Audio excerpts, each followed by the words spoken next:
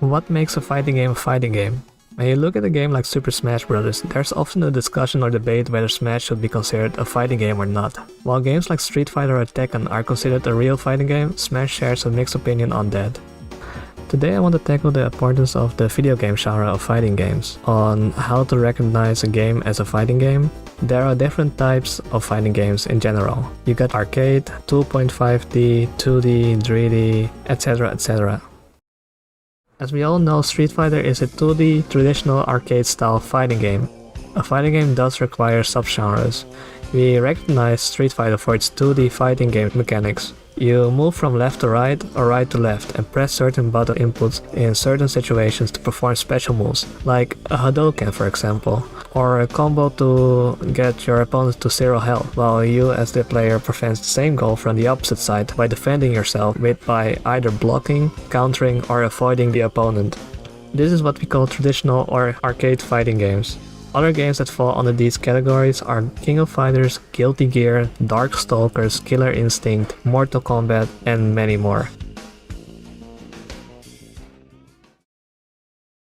3-on-3. Another subgenre that took a twist on the traditional fighting game genre are 3-on-3 or 2-on-2 fighting games. The Marvel vs. Capcom games are a perfect example of this. In these types of fighting games, you mostly rely on characters and what role they play, or if they work well together, with for example as assists to extend combos during matches. This genre lives recently on Dragon Ball FighterZ and Ultimate Marvel vs. Capcom 3. Right now even League of Legends is getting its own fighting game in the form of a 2-on-2 fighting game. There was even more information released about the game. Now that we're done covering most of the 2D sections, let's proceed to 2.5D. There's no question that the most successful 2.5D fighting game goes to Tekken, a fighting game with a huge and long ongoing legacy. 2.5D fighting games are fighting games where the player has the option to sidestep, unlike with 2D games where that ain't possible at all. This brings more depth to the gameplay. This can influence the options you have during combos or dodging. For example, in Tekken or Soul Calibur, there are different grabs depending on the angle you're facing the opponent. This could influence the situation during matches and makes difference between 2D and 2.5D. Of course, Tekken and Soul Calibur ain't the only 2.5D fighting games to mention though. They might be the most successful. The older Dragon Ball Z Budokai games also fall under this genre, as well as Dead or Alive or Bloody Roar.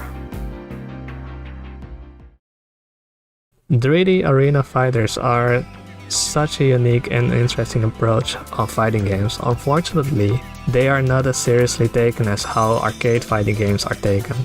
People probably might think of the Ninja Storms or the Tenkaichi games. But the games I would like to use to explain this are the Siege of Final Fantasy and Gacha Force, but I assume that many, perhaps none of my viewers know what this game is all about. And since it's one of my favorite games of my childhood, I would like to dedicate a separate video on this game to explain more what so special is about Gacha Force.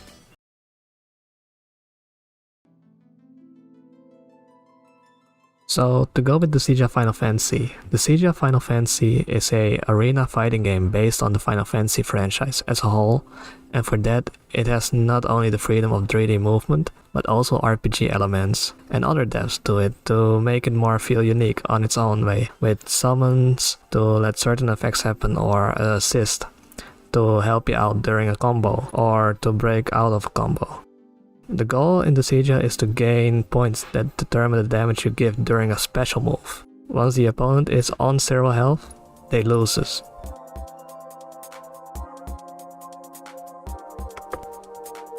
And with Gacha Force, you have a group of characters you play as one by one. Gacha Force reminds me of Transformers, but toys, with a 90s kids anime vibe like Beyblade or Digimon. The combat is simple but effective. You have an attack button that both functions as a projectile for distance and once you get close functions as a close combat option. Then you also have a unique special move for each character, and some even can charge their attack button or special button to perform a new attack. Some of these arena fighters are very interesting in my opinion, but mostly they come over as simplistic. Not all though, as I do like the depth that the Siege and Gacha Force has. And of course, I can't wait to hear more about Dragon Ball Budokai Tenkaichi 4. I'm really excited for that. Power Stone is also an arena fighter, but unfortunately I haven't played it and I don't really know much about it. But I felt like mentioning it, since I sometimes hear about it.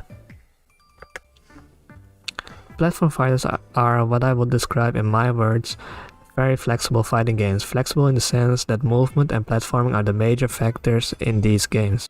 As you can see from games like Super Smash Bros, rivals of either Brawlhalla or Multiverses, in platform fighters you usually don't have Shoryuken inputs or quarter circle motions to perform special moves.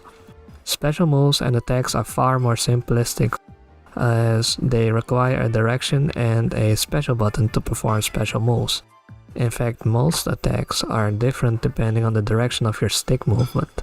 This, in combination with the flexible movement of platforming, gives you lots of freedom and makes it a platform fighter.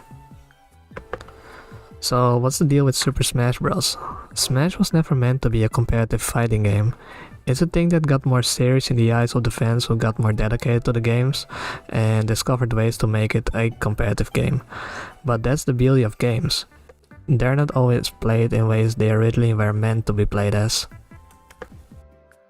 And that's it for today's video. I hope you enjoyed it. I'm still figuring out with how to do my videos, but for now I'm getting the hang of things. If you'd like to support me, please subscribe, leave a comment down below and hit the bell button. Very cliche, I know. And I'll see you in the next one. Take care.